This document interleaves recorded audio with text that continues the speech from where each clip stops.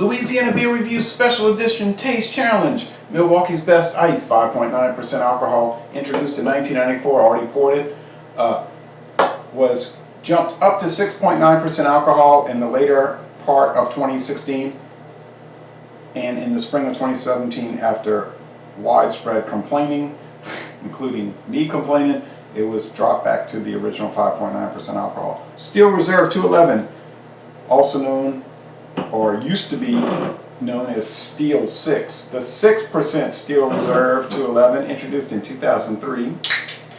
Also a Miller brand since around 2000. Originally produced by Mackenzie River Company.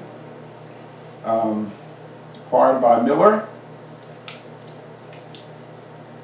Today they have the 8.1%, and in Louisiana and maybe one or two other states, 6%.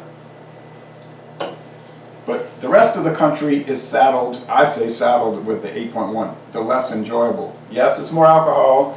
If you're a dedicated alcoholic, you might appreciate that. If you like flavor and enjoyability and all of those things, I think you'll prefer the 6%. Much smoother, much nicer, much more in my wheelhouse. Okay,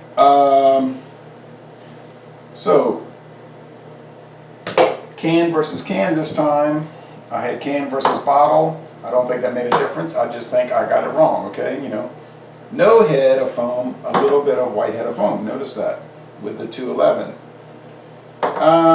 They're about the same price at Food for Less, about $3.89. Really about $4.28 because they add the 10% at checkout. So about $4.28 for the 6-pack of pint cans plus tax. $4.28. $4.28 U.S. currency. I try to showcase old can and bottle designs. This is from around 1998 when they actually had billboards on U.S. Highway 61 for Milwaukee's Best Beer. It had a tiger scratching off the, clawing off the billboard, and it said, "The Beast, unleash the Beast." And I thought to myself, huh, promoting something like that, an economy brand. Then they updated the can and bottles, but mostly cans.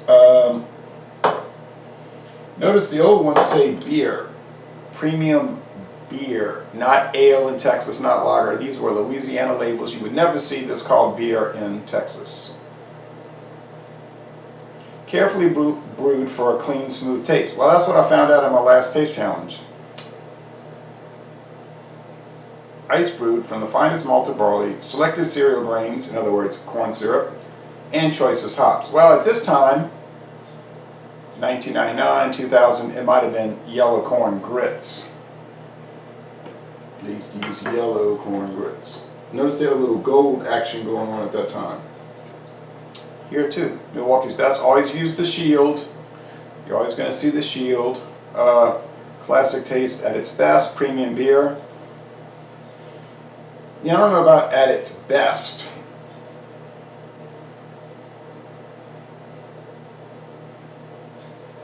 Maybe at its lowest common denominator. No, really, if you want to get the lowest common denominator, go get yourself some Milwaukee Special Reserve Ice or some Beer 30 Ice. Then you'll find out what bad beer truly is. People say, Milwaukee's Best, that Busch beer, that's the worst. That's horrible. That's the worst beer in the world. Yeah, you probably haven't experienced a whole lot of city brewing and Minhas and Camo products. You walk in those shoes, then you start to appreciate mundane. In fact, it'll make mundane look exquisite. Okay, damn nation, the foam. Okay, I gotta go double blind. Well, it's double blind already, but I gotta go with my eyes closed because that head retention on the Steel Reserve 211, 6% is quite impressive. Now, which one do I prefer? You know, I think I prefer Steel Reserve just from memory. It's a clean, crisp flavor. Milwaukee's Best Ice is fine. It's fine. It's fine. Did I mention that it's fine? But I don't know, something about the Steel Reserve 6% I just like. Now back in 1998 when we first started getting Steel Reserve in the 22-ounce bomber bottles, it was 8.1. I thought it was a little rough. I mean, I still bought it, but I said, wow, this stuff is rough. You know, and then Miller bought it, and all of a sudden you started seeing it much more commonly. I have to say that it was hard to find at Schwegmann's in 98, but it wasn't super common. Okay. Crisp, clean, sweet, refreshing, nice, not harsh, not gross or anything like that. Same here, a little lighter. Salted him a little bit. A little lighter. Stereotypical ice brewed, well, extra strong lager, 5.9, 6.0. I'm going to go with a taste challenge. I'm going to go with taste before I call it and screw up like last time.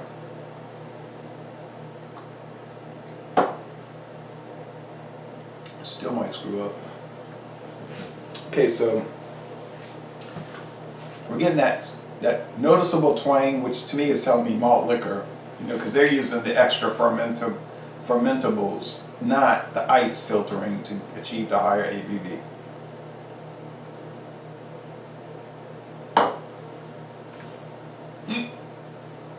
I've seen some people claim that they're lying and they don't really ice filter it and that they're just saying that, but I've seen no documentation to back that up. It's a contention with no proof. Wow, this is a hard one. This is a little difficult.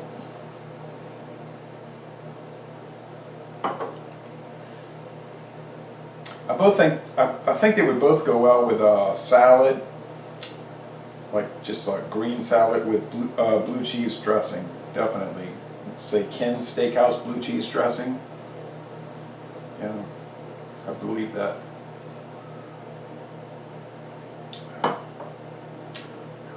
Oh, it's tough. Oh, it's tough.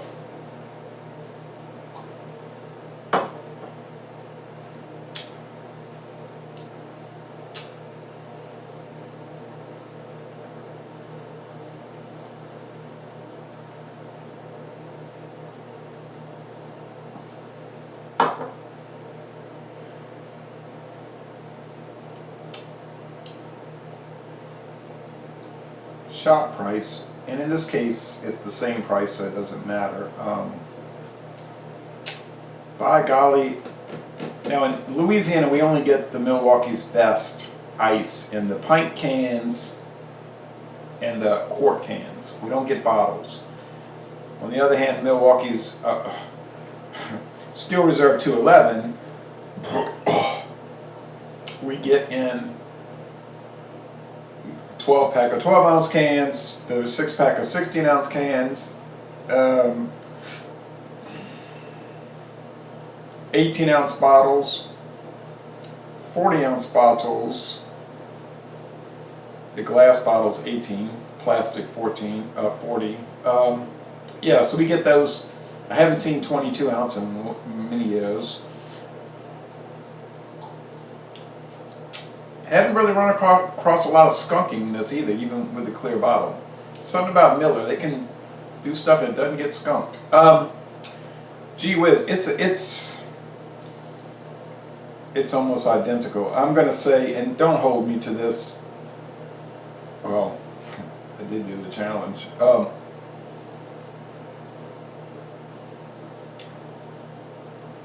It's like you want to be a starting quarterback in the NFL and you say, don't judge me on my game performance. I think this is the malt liquor, the Steel Reserve, has got a little bit more of that malt liquor twang going on.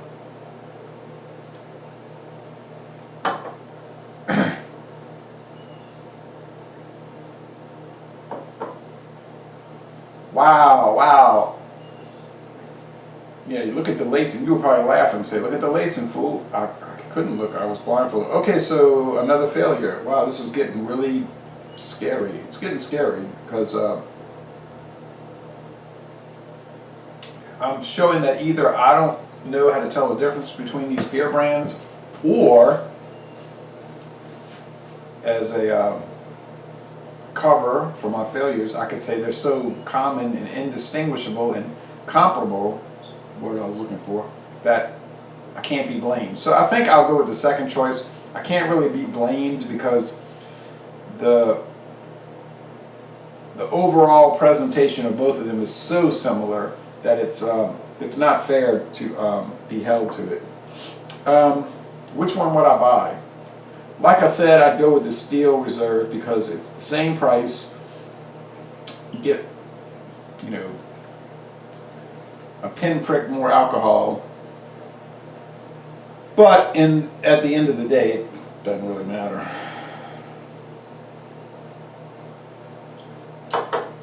The differences are negligible, except for the lacing. Now, these glasses are both clean and rinsed, and so if you want more lacing, I think the Steel Reserve is going to give you that, definitely.